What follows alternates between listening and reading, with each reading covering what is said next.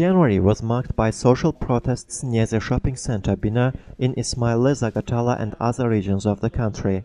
But instead of starting a dialogue with the public, the authorities took repressive measures, said Oktay Gulaliyev, staff coordinator of the Kurd Civil Society, at a press conference in the office of the Classical Popular Front Party.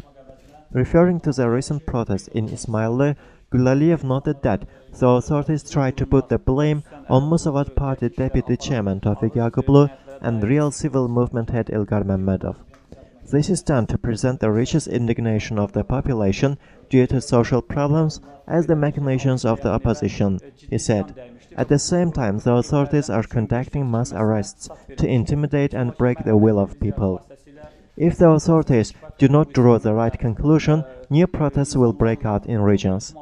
He also demanded the release of the people arrested for participation in the protests near the Bina shopping center and in Ismaili region.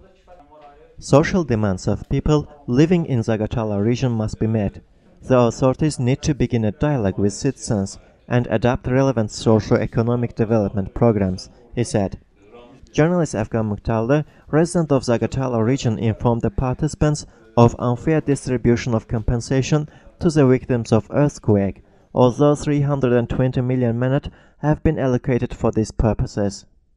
According to him, the Minister of Interior and the Minister of Emergency Situations received complaints from local people and promised to solve the problem within a month. Mukhtarlı emphasized the need for a sensitive approach to this region, where there is a strong influence of Russia.